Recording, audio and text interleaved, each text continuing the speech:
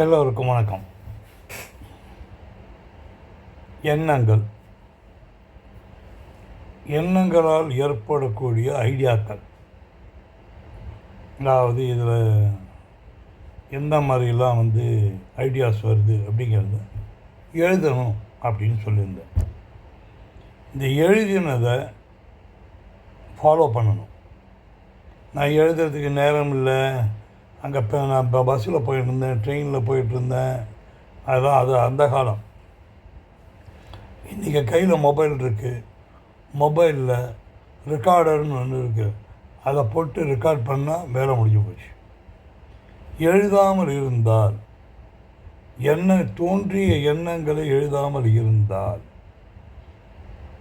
மறக்கும், சோம்பேறித்தனம் உருவாகும், அதனால் நீங்கள் தோல்வி அடைவீர்கள். அது நிச்சயமாக தோல்வி அடைவீர்கள். இதுதான் நம்ம எப்பவும் சொல்ல தாரக மந்திரம். இதில் மாற்று கருத்தே கிடையாது எப்போவுமே. இப்போது நடந்த ஒரு விஷயம், ஞாயிற்றுக்கிழமை எல்லாம் பொறுமையாக எல்லாம் எழுந்திரிச்சாங்க. ஏஞ்சவங்க இன்றைக்கி என்ன டிஃபன் பண்ணுறது ஏது அப்படி இப்படின்னு பார்த்தாங்க. எப்பவும் போல் கார்ன்ஃப்ளாக்ஸ் இருக்குதுன்னு சொல்லிட்டு அந்த சோளம் இருக்குது இல்லையா, பாலில் ஊற்றி எல்லாம் சாப்பிட்டானுங்க. அவன் குளித்து முடித்தானுங்க எல்லோரும். அங்கே மொத்தமே அந்த வீட்டில் 4 பேர் தான். மாமனார், மாமியார், மாப்பிள்ளை, அவரோட ஒய்ஃப், அதாவது இந்த மாமனார் மாமியாரோட பொண்ணு. இதுதான் அந்த வீட்டில் இருந்தவங்க. மாமனார் மெதுவாக ஆரம்பித்தார். மாப்பிள்ளை, ரொம்ப போர் அடிக்குது, எங்கேயாவது ஒரு 30-40 கிலோமீட்டர் தள்ளி இருக்குதா, எங்கேயாவது ரெஸ்டாரண்ட்டில் போய் சாப்பிட்டு வரலாமே அப்படின்னாரு. சரி, மாப்பிள்ளையும் ஏதோ ஒரு நாள் ஞாயிற்றுக்கிழமை நல்லா தூங்குவோம், நம்ம ஏதோ சாப்பிடுவோம், வீட்டில் ஏதோ பொண்டாடி பண்ணுவான்னு பார்த்தா அவளும் ஒன்றும் வாயே திறக்கலை. ஒன்றா மாமனார் வாயை திறந்து கட்டிட்டாருன்னு ஒன்று, அதுக்கு என்ன மாமா போகலாம் அப்படின்ட்டான் மாப்பிள்ளை. ஒய்ஃபு கேட்டான். அவர் ஒன்றும் கேட்டதில் ஒன்றும் தப்பு இல்லைங்களே, நானும் வரேனே, நம்ம 3 பேரும் போகலாமே.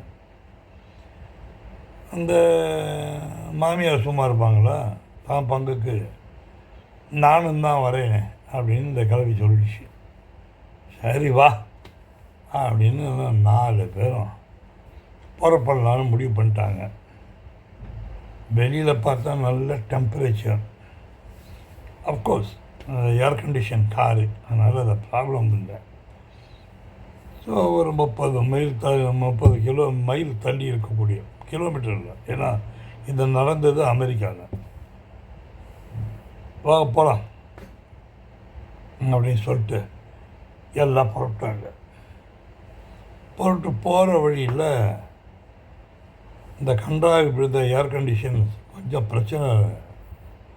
கொஞ்சம் உருவாக்கிடுச்சு. அதாவது சரியாக வேலை செய்யலை. வேறு வழி, எல்லாம் ஜன்னக்கதவை இறக்கி விட்டுட்டு, காரோட ஜன்னக்கதவு இருக்குல்ல, அதை இறக்கி விட்டுக்கிட்டு எல்லாம் போனாங்க. 10 கிலோமீட்டர் போனோடனே ரிப்பேர் ஆகிடுச்சு. சரின்னு போனாங்க, போய்கிட்டு இருந்தாங்க. ரெஸ்டாரண்ட் வந்தது. அப்பாடா சேர்ந்தோமேன்னு சொல்லிட்டு எல்லாம் உக்காந்துங்க, எல்லாம் சாப்பிட்டாங்க. சாப்பிட்டு முடிச்சுட்டு புறப்பட்டு திரும்பி வரணுமே. இப்போ ஏசி வேலை செய்யலை, கடுப்பான கடுப்பு. வேறு வழி ஒன்று, எதையும் யாரையும் குத்தம் சொல்ல முடியாது.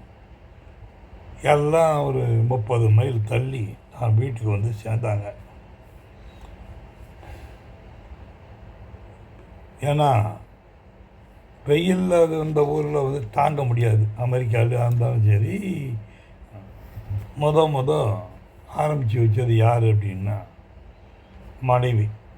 ஏன்னா அவங்க தானே முதல்ல ஆரம்பிப்பாங்க. ஒய்ஃப் ஆரம்பித்தாங்க.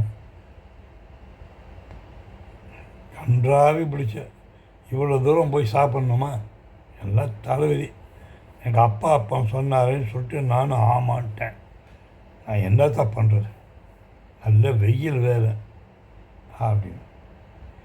மாமனார் தான் பங்குக்கு ஆரம்பித்தார். ஏதோ வாய் தவறி கேட்டுவிட்டேன்பா, மன்னிச்சிங்கப்பா, இனிமேல் கேட்க மாட்டேன். அண்ணா மாமியார் சும்மா இருப்பாங்கன்னா அங்கே போய் தான் சாப்பிடணும்னு தலை விதியாக என்ன எல்லாம் வந்து இந்த மனுஷன் வாயை வச்சு சும்மா வந்துருந்தா நமக்கு இந்த அளவுக்கு ஒரு பிரச்சனையே இல்லை. அவர் பாட்டு கேட்டுவிட்டார். நானும் வரேன்னு சொல்லி தொலைச்சிவிட்டேன். அவங்கவுங்க பங்குக்கு தன்னுடைய பிரச்சனைகளை பற்றி சொல்ல ஆரம்பிச்சிட்டாங்க. சண்டை ஒரு வழியாக ஒரு 10-15 நிமிஷம் நடந்தது. மாப்பிள்ளை பேசாமல் இருக்கார், ஒரு வாய் திறக்கலை. நீங்கள் கேட்டீங்க, அழைச்சிக்கிட்டு போயிட்டேன், அதோடு என் வேலை முடிஞ்சது. இப்போது ஒய்ஃபு ஒரு வார்த்தையை சொல்கிறேன். எல்லாம் கண்டாரி ஏதாவது ஒரு புதுசாக வேணால் கண்டுபிடிச்சி நம்ம வீட்டு வாசல்லையே கொண்டு வந்து தர்ற மாதிரி ஏதோ ஒரு ஐடியா இருக்கக்கூடாதான், என்னடா இது அப்படின்னு மாப்பிள்ளைக்கு உடனே தூக்கி வாரி போட்டது. ஆஹா, இவங்க பாயிண்ட்டும் வேல்யூபிள் பாயிண்ட். நான் அன்றைக்கே சொன்னவங்ககிட்ட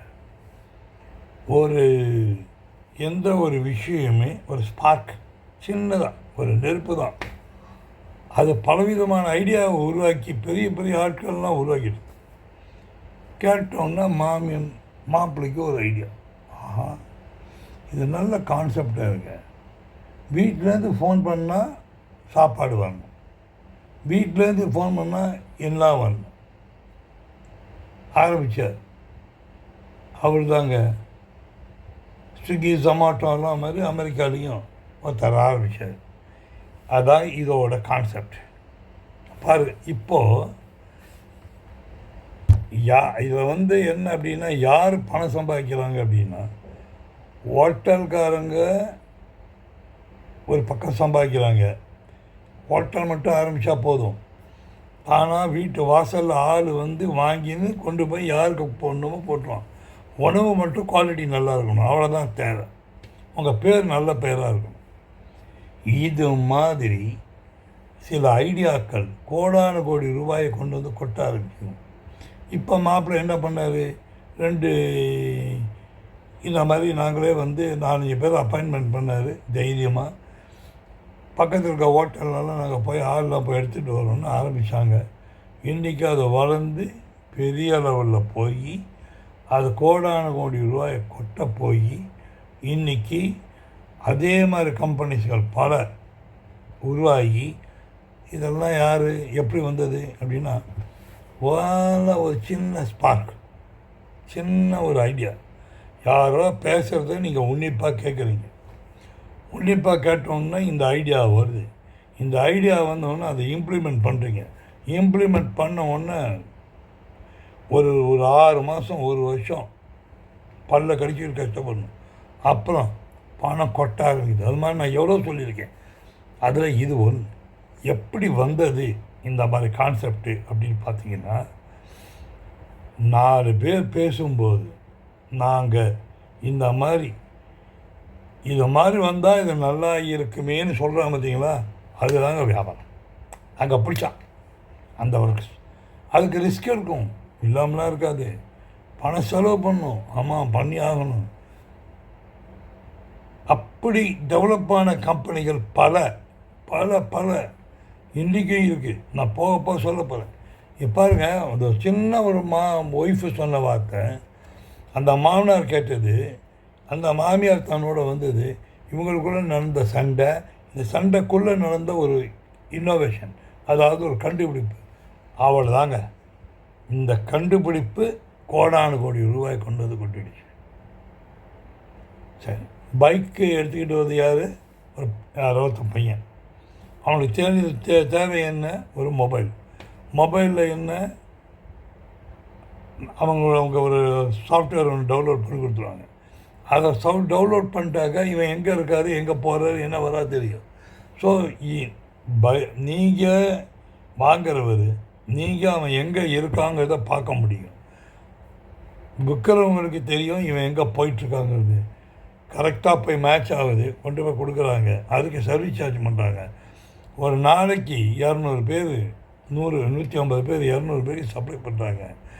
ஒரு ஆளுக்கு ஒரு நாளைக்கு 30 ரூபா 40 ரூபா ஒரு ஆள் சம்பாதிச்சான்னா 100 வீதம் பார்த்தீங்கன்னா 3000 டு 4500 4000 வச்சுப்போம். 12 1,20,000 அவன் சம்பாதிக்கிறான். பெட்ரோல் அவன் தான் போட்டுக்கணும், எல்லாமே பண்ணிக்கணும். கொண்டு போய் டிஸ்பேட்ச் பண்ணுறான், காசை பார்த்துடுறானுங்க, அதுவும் இம்மிடியேட்டாக பேமெண்ட் பண்ணிடுறானுங்க, முடிஞ்சு போச்சு. என்னது ஒரே ஒரு ஐடியா, என்னால் முடியும்னு அவன் நம்புகிறான், வெற்றி அடையலாம்.